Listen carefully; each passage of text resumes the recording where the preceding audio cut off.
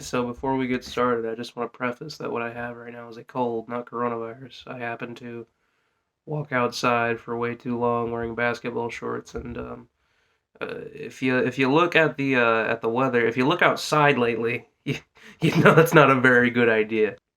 Currently unemployed, currently also trying to fix that. But back when I did work, I worked at a Frisch's Big Boy, and what I did there was I had to. I was the bar person. They have a breakfast bar in the mornings, and they have a salad bar constantly, always. And then on Fridays they would do a hot bar. So basically, my job was just stocking that. It wasn't anything too complex. And while I wasn't doing that, I would have to stay in the back and prep like several different meals. They had this item called the Buddy Boy, which took exactly 3 ounces. I was gonna say 3 grams, like 3 grams of ham. No, 3 ounces of ham. I had to bag up and weigh out, and put a date on, and put them all in a bunch of trays and stack them up and stack them up. Do that for like 2 hours, and grab a big thing of turkey, slice it, weigh it out, bag it up, date it, all that. I'm struggling with the hiccups right now.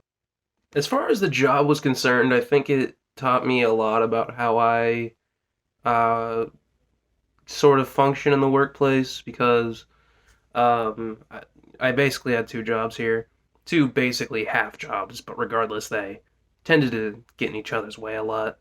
Like on a more calm day where the front door wasn't being battered down by old women just getting out of church. I would mainly just be in the back, and every 20 or so minutes I would go check out on the salad bar because it was a popular item, but it wasn't like it needed constant tabs kept on it. So mainly I just focused on my stuff in the back. At the time I was in high school when I was working, so I didn't have too many hours. I just kind of did what I had to, and then I got the fuck out with my paycheck. So um, the way they kind of butted these two different jobs or half jobs as I call them, which is a dumb way of putting it. Uh, the way they sort of intersected was, let's say I was having one of these average days where it wasn't busy. I didn't have to devote my full attention to bar stuff. I had this one manager who wasn't a bad person. A lot of the staff liked her actually, especially because our general manager was a crazy bastard. Uh, but this particular manager, I would be in the back doing prep on a very average day, and she'd call back, "You need to go check on the bar," and I'll be like, "Okay, let me stop what I'm doing here, wash my hands, go out and check." Um, and then I would go out, and everything was full. And it's not like, oh, these items are old. Like, no, I just put this out like however long ago. So it's not old. Worst case scenario when that would happen and I would still be baffled was when like maybe one thing would be like two half full. I'm an optimist. um, like green peppers or something stupid, or cucumbers or whatever. Like, okay, just go to the little fridge that is literally visible from the dining room, and you pull it out, and then you stick your fingernail under the thing, and then you pull it out, put the other one in, dump old on top new, so that way the rotten shit doesn't stay on the bottom. That's all. That's it. Like, if I am like preoccupied in the back, I know this whole bar thing's my job. I understand that, but do you have to bother me from my other responsibilities to save yourself 15 seconds of time? Like, look, I don't know how busy you are. You know how busy I am because you're managing the store here. You have a pretty good gauge on how busy I am. But like, none of my other managers are ever like, "Hey Ryan, there's that's my name. there's two missing little there's two less crackers in the cracker buckets that I would like. Please go make sure you get right on that." And like, look, I've never run a business before. I don't know the inner workings of how store management and customer service works. I only have a year of work experience under my belt. Um, I'm 19, so I really can't say any of that, but I would get really, really fucking like annoyed and stressed and just like frustrated whenever something like that in particular would happen. And that's just an example of the calmer days. The busier days, like on Saturday or Sunday morning, was where things got severely hectic. And instead of having to split two jobs on one person, two half jobs, like I said before, you throw one gigantic one as well as another half job on top of just two people, one of which being me. I had this partner who was amazing at her job, by the way, but even then, a lot of these mornings, like when she was still doing prep, she would get there at like 6 a.m., like right as the store was opening, on Saturday and Sunday, and probably any other day she came into work, if I'm not mistaken, but I never worked mornings like that because I had school. Um, she would be prepping and would have the bar open and ready to go by the time I got there because it's supposed to be open at like 7 o'clock or whatever it was. But it would all be open, and she would still be in the back prepping food, which was fine. I'm sitting here like, yo, I do this job too. I know exactly what is up here. Um, and more often than not, I would she would be able to still assist me whatever her duties were. She worked fucking like ran laps around my ass as far as working went. Um, so I was always very afraid of disturbing her workflow. Because like I said, she was a very good worker. She was very good at what she did, and she was very respectful and cool. Even though her patience could run very thin with me, because I did make some very stupid beginner, just dumb mistakes back then. Uh, just on the work scale, nothing crazy like that. But um, like getting some soup out of a thermalizer and pouring it to realize, oh, it's still partially frozen. So when she walks out of the room, I poured it down the sink. Dumb little shit like that. That was just like, if I would have stopped for 5 seconds and literally just thought like, hey, wait, don't do that, then it would have been fine. And I felt pretty bad about it. It was really awkward. It made me feel very stupid, and her reaction also made me feel very stupid. Stalking the moron mornings like this would usually entail bouncing between the dining room and the kitchen, between yelling at my partner to be like, I need this, we're running low on this and that, and whatever else. And then coming outside, bringing all that out, and refilling everything to these hungry, angry, inconsiderate customers. Um, and trying to accommodate them as quickly as we could both possibly do. And those were definitely some of the low points for me. Was just dealing with people that were just like so like, look, you don't get it. Like you don't work here. I understand you come here, you pay money to have a certain thing, but when it comes down to, hey, this thing is literally on the grill and will be out in like 10 minutes. It's like you see how crowded it is here, right? Like I'm not going to say it's not somebody's fault that not all this was arranged in the best way to uh, be out exactly when it needed. I'm not even going to say that it's not even at least maybe slightly my fault, but like you're what you're doing is essentially killing the messenger because like I said, I had this bastard manager who made he didn't really order enough of anything. He ended up getting fired because of some horrible scandal like that. And not a horrible scandal like that, something completely different, which I won't even go into here, but yeah, it is it stressed me out. But as far as that job's concerned, I met a lot of cool people there who were fine. Pretty great people actually. Before I put my 2 weeks in, I went around. I got everyone's their all their social medias. I can't even think because it's cold.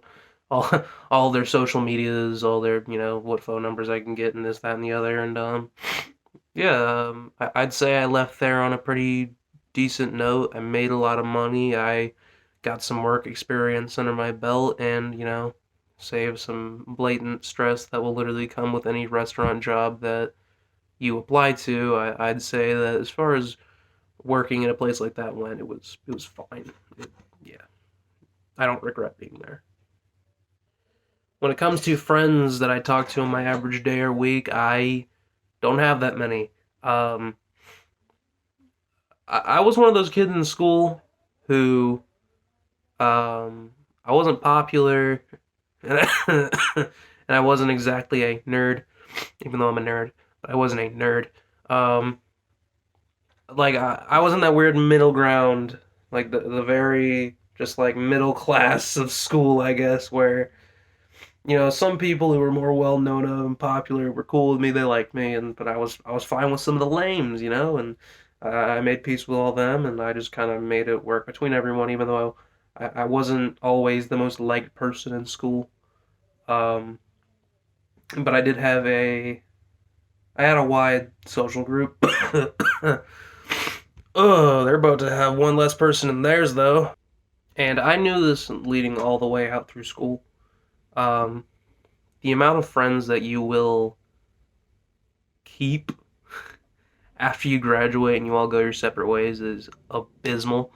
Um, I would say about um, maybe a month after I graduated, I would probably tell you that, yeah, I'm in contact with like three people, and here I am now in 2021 saying it's more like two, um, which sucks. And I only really hang out with one of them. The other one I just have these real philosophical conversations with, and I try to give them a lot of writing advice and just as much general wisdom as I can give to people. A lot of my communication is through social media, unfortunately, and it's just kind of the old way it hits, where you graduate, everyone starts doing their own thing, and if you don't happen to really be on somebody's time at all times, even considering your own schedule, then they don't have time for you. And I understand it. I think it's just sort of an unpleasant truth, which I've come to accept. Like, I'm fine with it. I didn't care too much for a lot of the people that I knew in high school. I liked a lot of people, but I don't know. There just comes a point where after so long of not really staying in contact with anyone, well, with a specific person, and suddenly it's you. How do I put this? You just, you're not talking to them really, but then suddenly you're in a position where you wouldn't be talking anyway. It feels like less of a loss, if that makes sense. But the people I'm friends with now, they're great. They're my people. They essentially have a very similar personality and set of interests as I do, which is kind of only a couple of the things that would make you friends with someone. So yeah, no shit, I guess.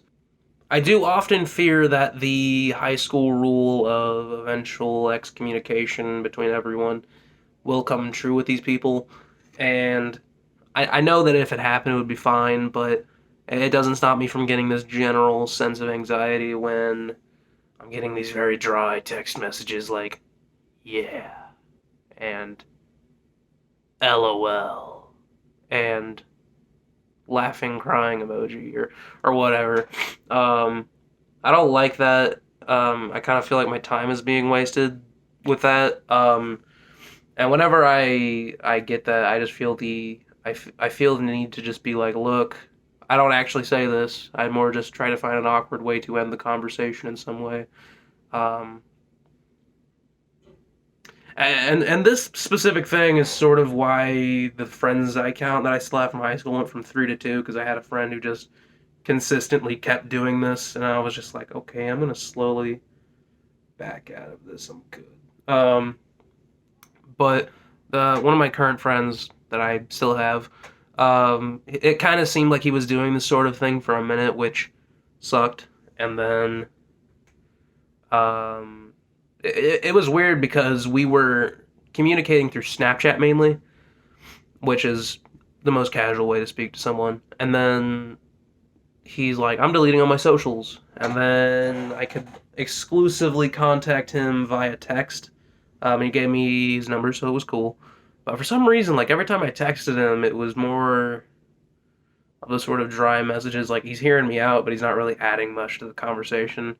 Um, so I'm sitting there like, I don't know if he's really like considering what I have to say here, or if he's just saying it to make me feel smart or whatever. But and the weirdest thing was that he re-downloaded his socials, or maybe just his Snapchat. I don't know which ones he re-downloaded, but um, as soon as I started talking to him again on Snapchat, like we suddenly started calling each other more, and I don't know if Snapchat is some sort of fucking like it causes people to band together or whatever, and text just divides people, but I I don't I don't get it. I I don't know. I'm just happy that my friend's still, my friend, I guess.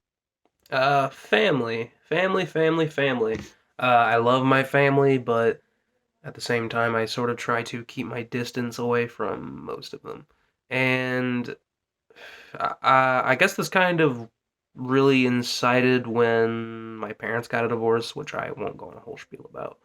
But I don't know, when my parents got divorced, it split the board, and I had to. It's not that I had to, but naturally you just begin to pick sides. And I'm trying to look past a lot of the preconceived biases that I had against a lot of people, um, just like old grudges and general nastiness and things that I don't feel good about thinking about other people. Trying to let all that go.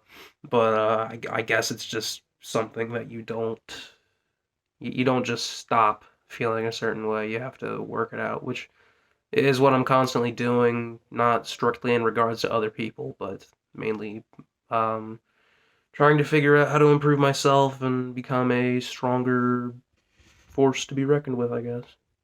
The closest person in my family would definitely be my brother, who is 7 years older than me. Which sounds like a lot, but we're so like-minded that I don't know. I mean, I look younger than him, I sound younger than him, but like we're very like-minded. We're very similar people. Um, I guess that's why we get along so much, even though we tend to take randomly very opposing sides on certain subjects, which it's always interesting to hear us go on some long, angry tangent about that, which is sounds pretty great from an outsider's view. But we never let it get to a point where we're literally just holding, like I was talking about earlier, holding grudges against each other.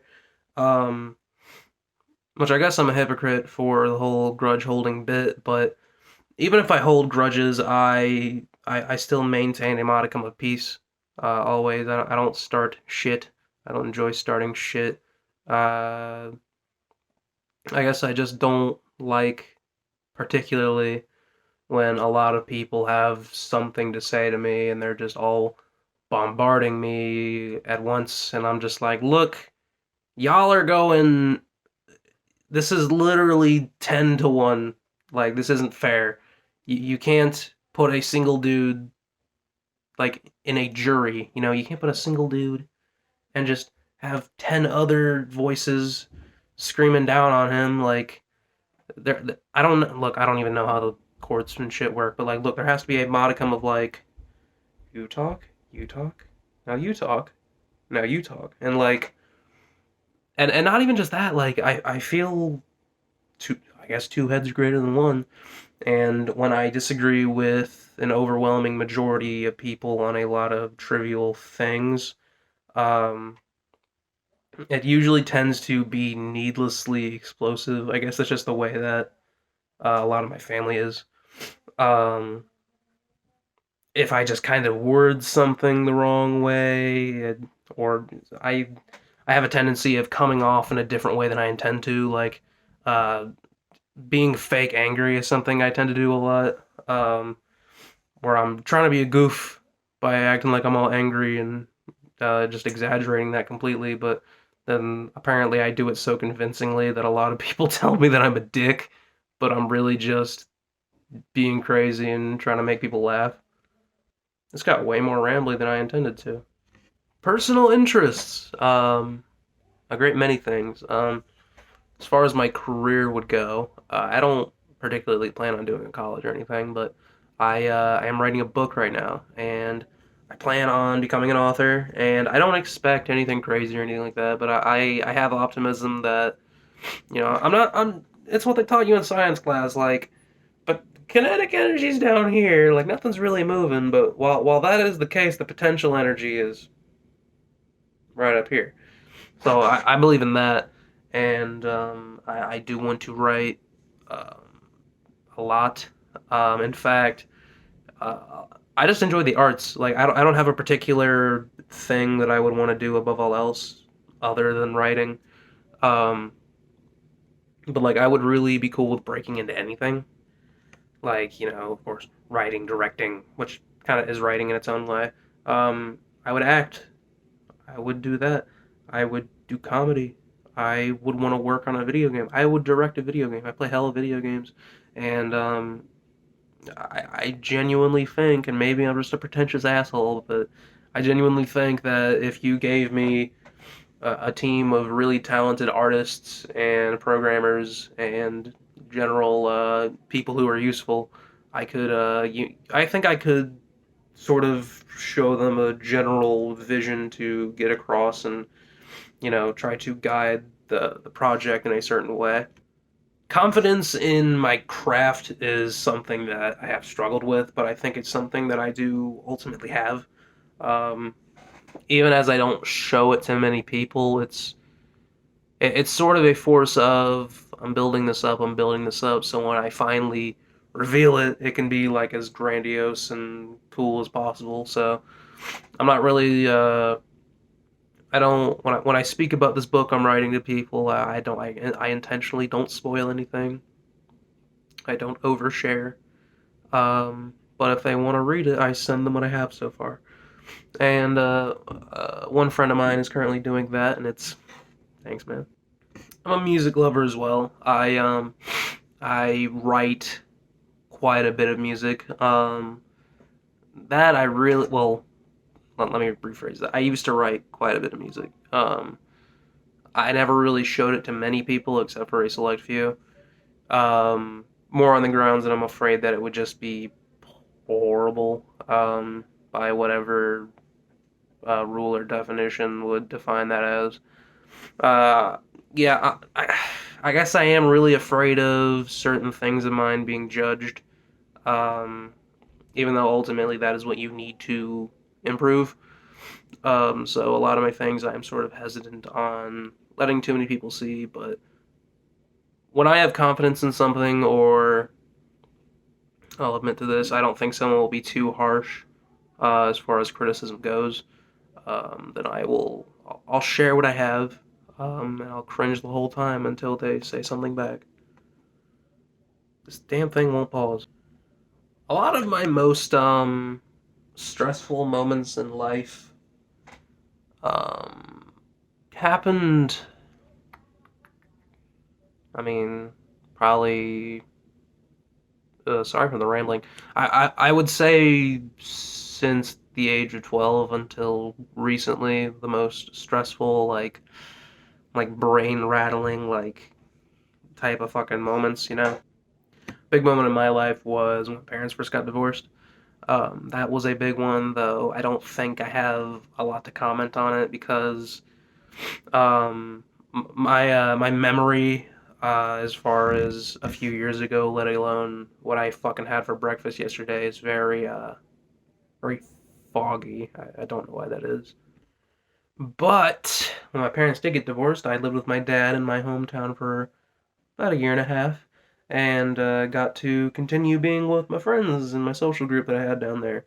So that was cool until my dad pretty much went broke and I had to move in with my mother and leave all these friends that I had accumulated and basically hop into a completely new social situation, which people have to switch schools all the time, but this was I can't really say why it was one of the hardest moments in my life, and I would say that a big cause of the stress for me was just losing a lot of the people that I had back then.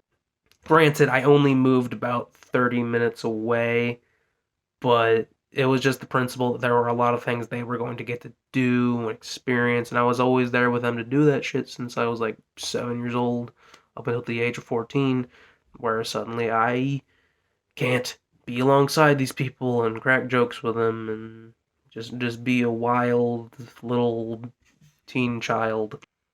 Ironically, here's some character development for you. Eighth grade, which was the first year that I was in this new school district, I by the end of it figured that next year I would be back in Dayton because my dad had made some very not to shame the man, I love him, but he made some very unfulfilled promises of taking me back. My father made some very unfulfilled promises of taking me back and enrolling me back in my hometown school, which never happened. But while I was thinking that it would, I was actually very sad that I was leaving the people that I had gotten used to the year I was there, which is probably normal, but I think it's worth just putting out there. But I guess I played favorites because I was like, I'm gonna miss y'all, but I'm definitely going back home, which I didn't. About a month ago, I had a pretty large disagreement with my mother, and I decided, you know what, just like on a whim, I'm moving out. And this idea came to me via the people that I plan to move out with.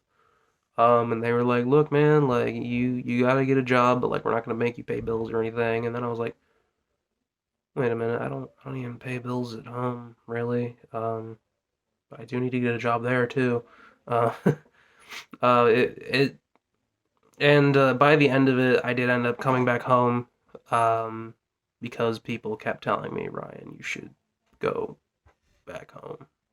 I think I definitely wanted to. I just think that I wanted to prove a point that I could get out into the real world and do it myself. It's very generic, early adult type of things. Was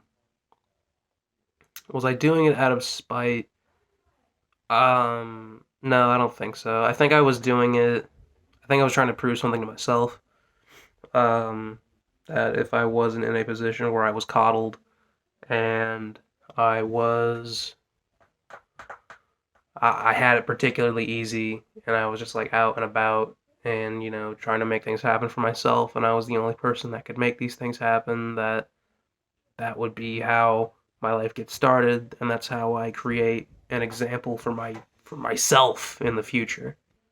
But ultimately, the truth came down to you can make that happen anywhere you live, whether it's here or there, or wherever, as long as you're in a decent part of the world, which I do happen to be. Um, you got parental financial support in one place, plus you can go out and do whatever you want. Um, or you could, kind of have the leash off a bit, but have to pay for your own food, phone bill, gas, etc. But hey, you can certainly go and get a job somewhere. God damn, this thing won't pause when I tell it to. Problems with the world. Could go on a very long tangent about this one. Um, there is a lack of common respect between people that you don't agree with. I think our country right now is good showing of that. Um, um, just the simple principle that no one can be like, hey, I like cats, and that person can't say that. Walk up to a person who likes dogs and say, I like cats, and the person who's like, I like dogs, be like, hey, I don't hate you.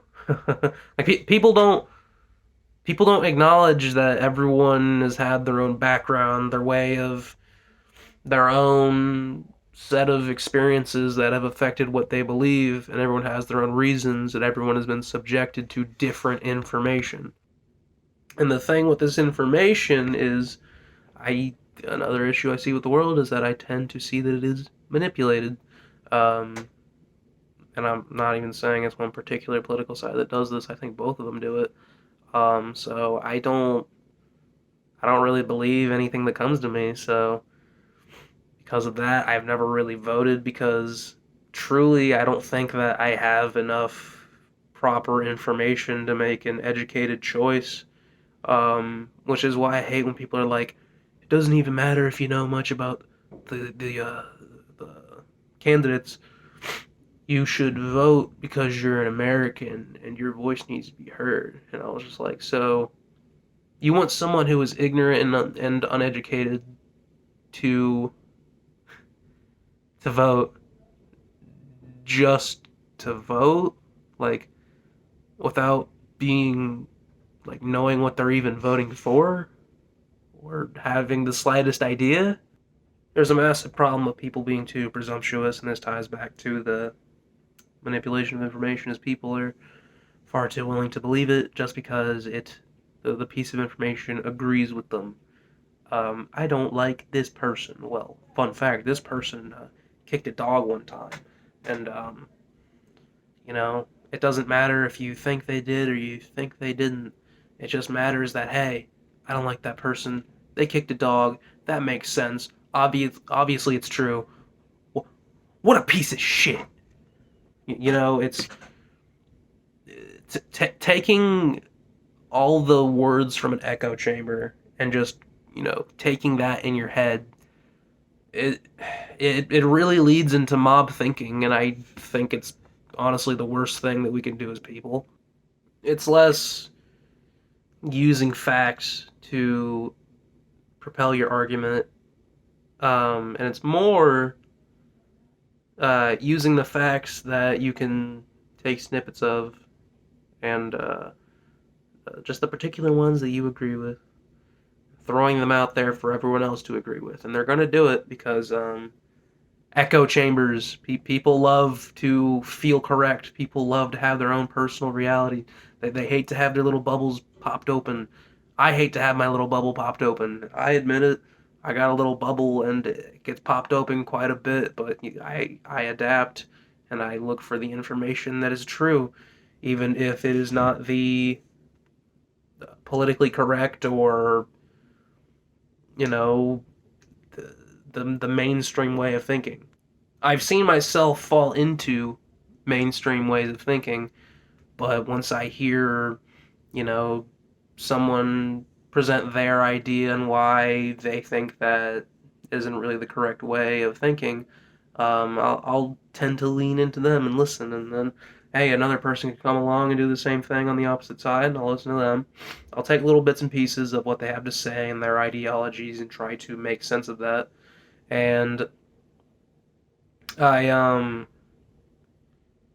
I still question dearly whenever they bring up a certain statistic or a certain event or whatever that may be. I'll still try to put that under the ringer whether I actually do research on it or not.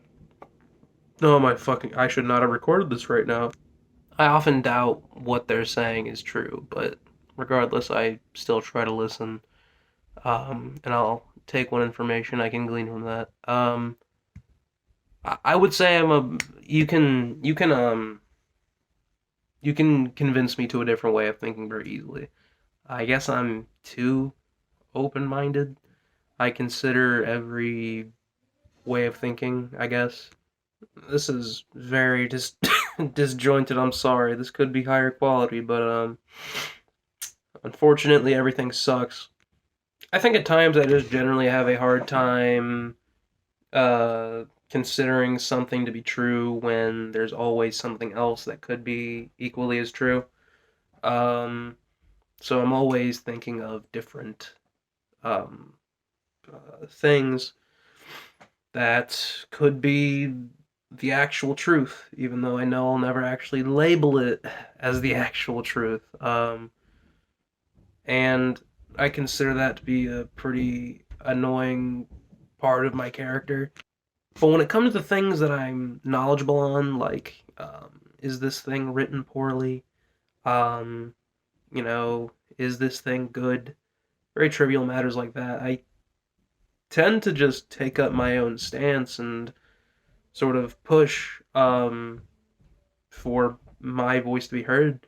Um, I guess I have a harder time dealing and deciding on serious matters because there are so many different voices to be heard. And I guess what I wouldn't like to admit is that I wish I could agree with everyone, um, but I can't. I can't always do that, unfortunately. No matter, how far on the pendulum I may sway between this side and that side, or this, that, and the other, I know where to draw the line.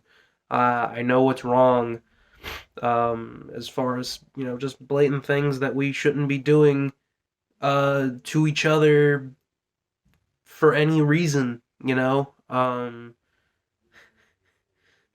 This almost hits too close to home as an American lately. As a kid, I was kind of a victim of helicopter parenting. So I didn't really get to go see many friends very often, um, without being like, who is this kid? Um, who is his parents? Um, does he have any siblings? Or something like that. And, I think because of that, a lot of my most fond memories are the most social ones, even though I have a great deal of social anxiety, and just fucking worrying if anyone actually likes me or if I'm just, the one they let tag along for whatever reason. Seventh grade for me was just a year of being as edgy as possible and uh, not really caring what people think, really. Um, and I guess I was much younger back then, but as far as like defining moments of my life, that could probably be considered one of them. I was, I guess, what you would call a social butterfly. Um, I just spoke. Someone got mad at me, I would, or they disagreed with me, I would say something equally offensive to piss them off more, and that would essentially be the end of it. I was a class clown. I actively tried to make the class laugh. I was actively trying to outshow everyone, trying to show people that I'm smarter than they are, and that's essentially the type of person I was in middle school, I guess. And high school was a difficult period for me, but senior year was definitely where it was at its most easy to deal with. I was surrounded by a lot of friends senior year, and the freedom of being a legal adult kind of kicked in, and I got to hang out with people a bit more than I usually would, and I enjoyed myself. I didn't feel, that was one of the few social instances in recent memory where I felt like I wasn't really being judged by anyone. I was just sort of, I was a part of the group, and if I'd said something stupid, people would be like, whatever, um, and say something equally stupid, and then, just crack jokes and just enjoy life. Um, so that's what I did a lot of in senior year. So I guess I guess social comfort could be a way of putting it. I've had to part ways with a lot of people in the past, and it kind of had me wondering, like, this is, you know, you cut ties with so many people, you're eventually like, okay, is everyone fucking toxic or am I toxic? And that's kind of a scary line of questioning to go into. Challenges in life right now would probably be my current attempt to break back into the world. It's not particularly challenging, but I would call it a challenge because it's a sudden transition back into a certain way of doing things that I haven't done in a long time. My work ethic is right now, but I'm gonna work on that because I've been spending a lot of time not really achieving much for and like since quarantine started, which you may have lost track of time, but it's been a while. So I'm very excited. I had an interview recently. I'm about to have a second interview, so I'm very happy about that because suddenly I won't be feeling like a a mother's basement dwelling monster. I guess that I'm actually going to contribute something and, not just be a fucking statistic, I guess. I guess this comes along with a general anxiety of, hey, I also want to do a trade school at some point, which who knows when that's going to be, because COVID kind of complicates things. I want to do a trade school to have that extra backup, but it's not my dream. It's more of a fallback.